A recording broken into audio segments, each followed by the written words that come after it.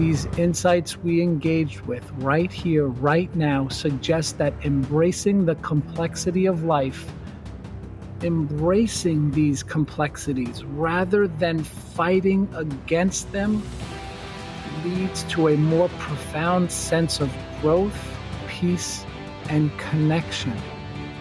None of these are easy concepts, especially since they usually go against the grain of our instincts and patterns that have appeared to have once served us well.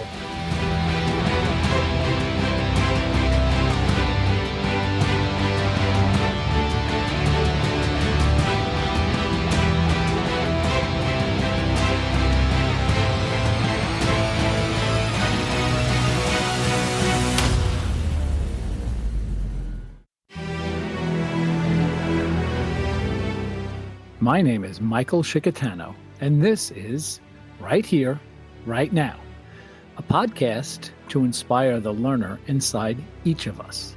In a world that is full of so much information, we will help find and package that information so that you can use it in your lives every day in practical ways.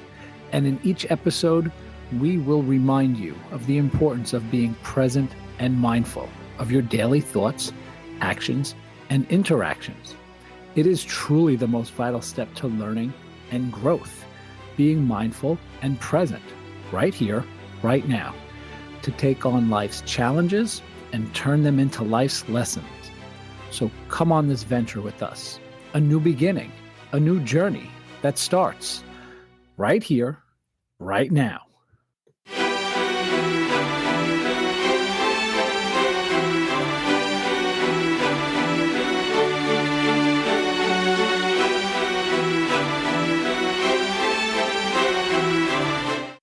Welcome back, people. I am Michael Scicchitano, your host of Right Here, Right Now, the podcast that tries to make sense of a seemingly insensible world, and the podcast that's bringing you back to part 2 of the series on the paradox and how we can better understand the counterintuitive approaches in life that may serve us better. If you did not listen to part 1, you must go back and listen, as it sets the stage for a wonderful finale here of thoughts and insights on how we can win the battle of our instincts, pulling us down a path that oftentimes proves to be less than helpful in how we manage the challenges in our lives. So go back and listen to the previous episode on the paradox. Don't worry, I'll be right here when you return. So as promised, here we are, with a few other paradoxical ways we can show up better in our world for those that we need to show up for. And some of these are lighter and quicker here for a bonus insight on some of the concepts before we get to our finale. I can go on and on here. The paradox seems to fascinate me every time I get into them, and they seem to show up more often now that I'm paying attention to them, and hopefully they'll show up more now that you're paying better attention to the paradoxes. And so many of them, just a gentle reminder and a nudge to be easy on yourself and notice that there are many years of habits and a deeply ingrained pattern, perhaps, that we're up against when trying to counter our intuition with these counterintuitive approaches to life. So let's get right into it. When we're struggling, we employ a tendency perhaps to focus inward on ourselves, and that's sometimes a good thing. I often believe that you sometimes need to fix what's going on, understand what's going on, before you can show up for others in your life. But helping others can actually help to heal ourselves. And I think we often look past this. And the paradox is that when we focus on others, it helps us heal. I love this one. And some of you may ask, how is this even possible? I barely have enough mental capacity and energy to pick myself up in this moment. What makes this make any sense, and how I'm supposed to show up and help someone else out? I'm telling you, people, you have to try it. It does, again, seem counterintuitive, impossible even. That's what these paradoxes are all about. So open up here. The more mindful insight, serving others, offering compassion, and connecting with those around us can shift the focus from our own pain to a broader sense of purpose. This is not running from pain here, people. Like we talked about in the previous episode, we do need to accept any level of pain that we are managing. And this, again, does not mean ignoring those emotions, but rather expanding our view to include how we can positively affect others. Gandhi was quoted as saying, "The best way to find yourself is to lose yourself in the service of others."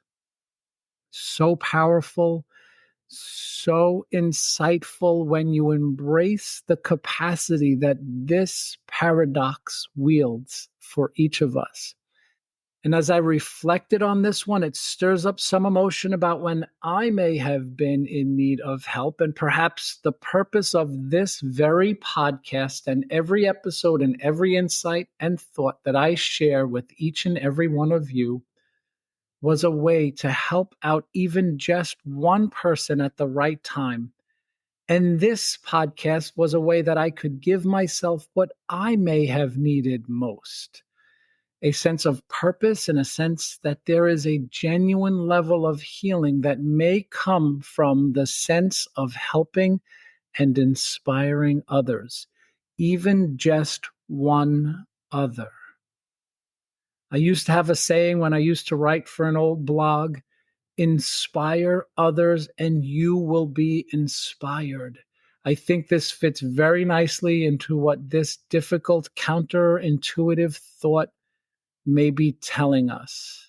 And very related to this podcast, and the instinct we often get confused about is that many people approach mindfulness with the goal of calmness, that we will live this carefree life and exist in a worryless world if we are more mindful. But mindfulness is about awareness, not necessarily calm. And as we begin any journey of being more aware of ourselves first and subsequently the world we live in, mindfulness may not always calm you.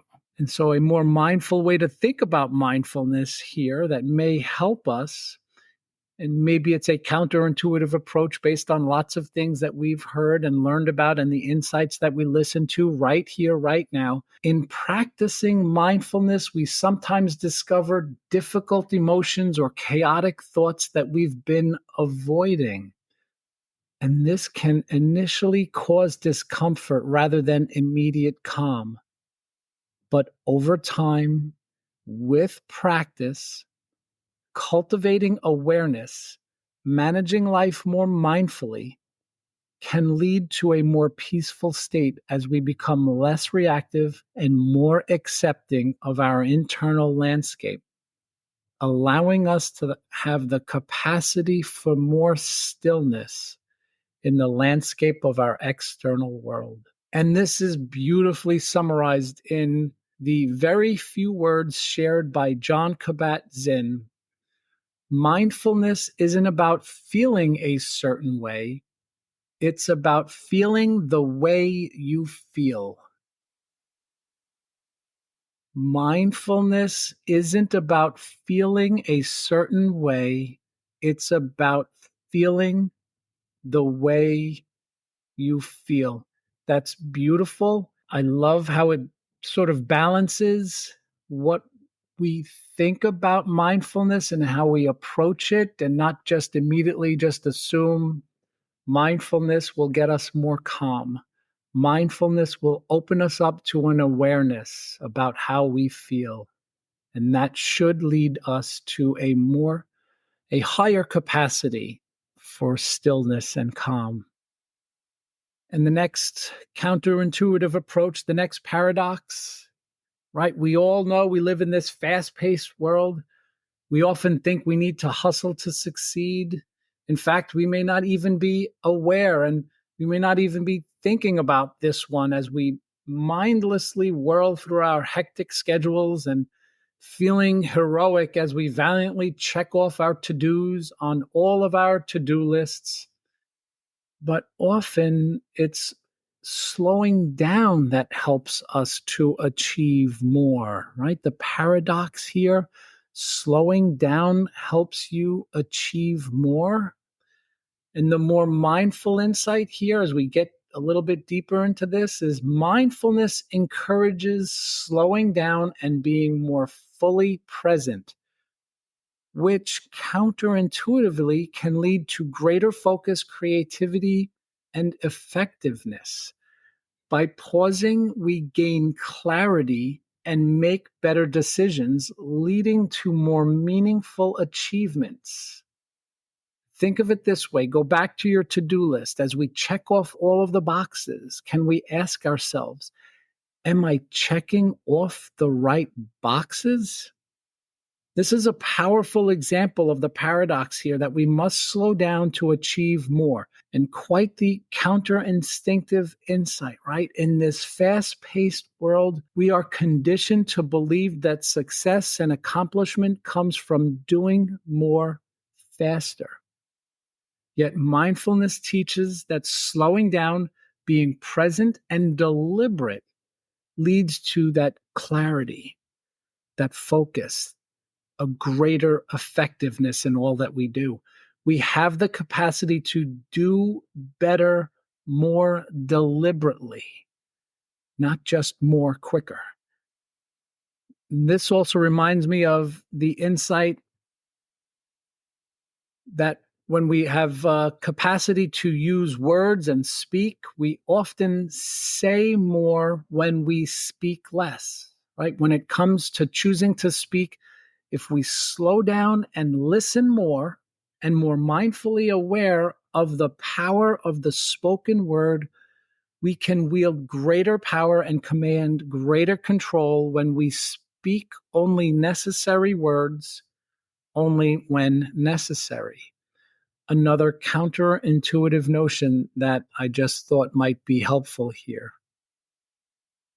And this next and our final paradox we will explore here is perhaps one of the most difficult concepts to grapple with, think about even. And I will warn the listener that sometimes, oftentimes, even just hearing someone discuss some of our experiences of profound loss in our lives, the thoughts and feelings that get conjured up may move us to a memory of a difficult moment, and we may exhibit some signs of sadness and despair. And so I'm going to speak about experiences that put us in a state of grief or have once put us in a state of grief, a very real and serious and difficult place to be. And I added this warning, if you will, after I completed the design and writing of this piece here, as the thoughts and emotions that it conjured up for me were a bit difficult to handle, but they eventually showed up equally beautiful with some patience and practice of this counterintuitive insight. We will be introducing a paradox related to grief and how it is often seen as negative, perhaps impossible to manage, something similar to pain, but perhaps deserves special attention here. Of course, it deserves special attention here. We must begin to understand and attempt to come to terms with a thought or belief that may better help us deal with loss and all of the emotions that come with losing those we love. The very powerful thought that may help us to have a better relationship with loss is that grief is love in disguise. What does this mean? You may have heard this before. Grief is a reflection of love. The more mindful insight we must attempt to intently embrace here is that grief reveals the depth of our connection to the people or experiences we've lost.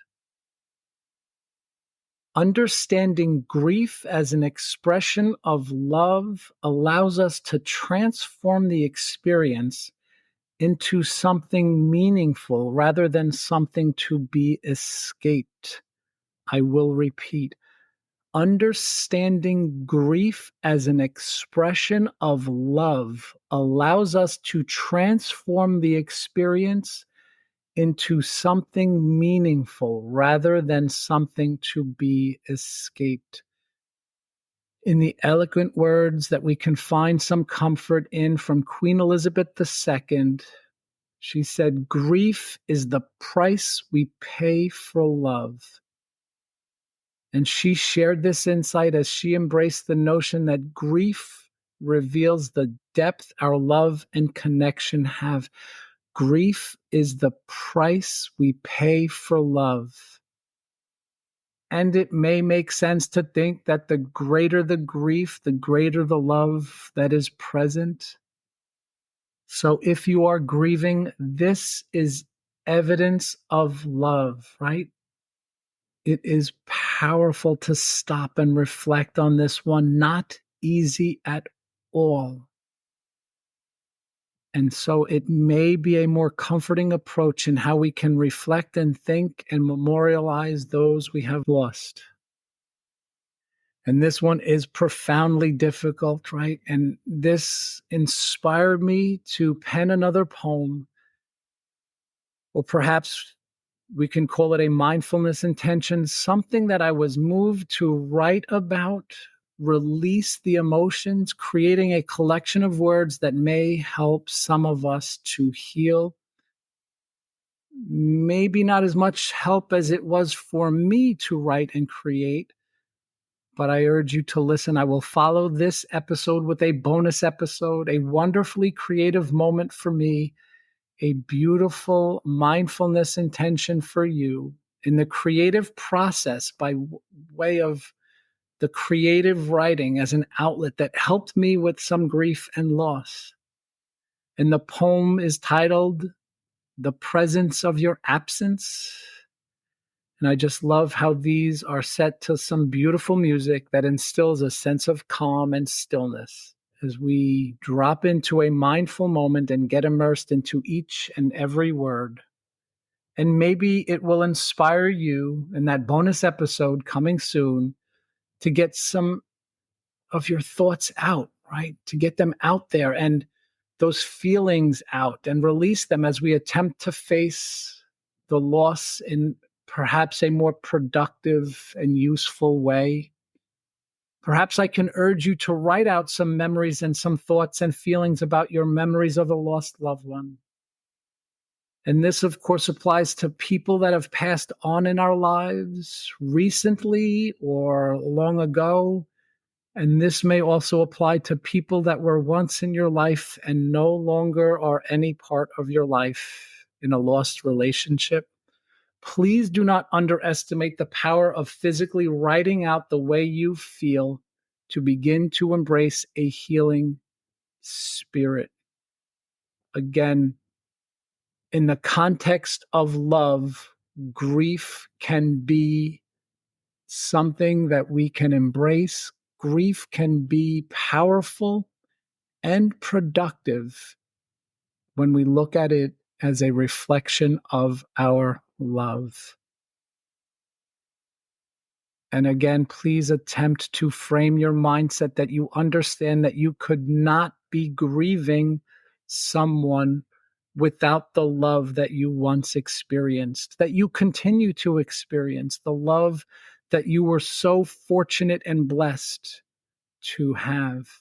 And just know that none of this replaces any professional help that may be needed in your time of grief and loss. I will put a link and phone number in the show notes here to those that may need to reach out for professional help again. Each of these paradoxes here, people offer a lens to better understand our emotions and our capacity to be aware of and work on our mental health, our resilience, and the way we can better show up in our world. And it is my belief that when we are off a bit and perhaps our mental health is suffering some way, we tend to take the easy way out and we are closed down to the counterintuitive measures, and we're more readily apt to repel the bold insights that they can offer us. And they appear to be easy, those instincts that take us down the wrong path, and perhaps they actually are, as we convince ourselves that we are doing the best thing for us in our toughest and most challenging moment. These insights we engaged with right here, right now, suggest that embracing the complexity of life, embracing these complexities rather than fighting against them, leads to a more profound sense of growth, peace, and connection. None of these are easy concepts, especially since they usually go against the grain of our instincts and patterns that have appeared to have once served us well. And maybe we can reflect a bit on these as we come upon the close of this episode. Can you think of which of these resonates most with you? And as you share this episode, can you speak to someone about which resonates with them? Or is there a specific emotional paradox you've encountered in your own journey that you may need to explore or connect with? Please remember to be gentle with your feelings and emotions and get the help that you may need. I know that creating this episode conjured up some heavy emotions in me, and I had to pull away and gently come back as I navigated these concepts. Please continue to come back and share and stay present on your journey. Be present, be mindful, and be open to new ways of thinking by accepting the counterintuitive and counterinstinctual nature of the paradox. Right here, right now. Thank you all for joining us. We'll see you next time.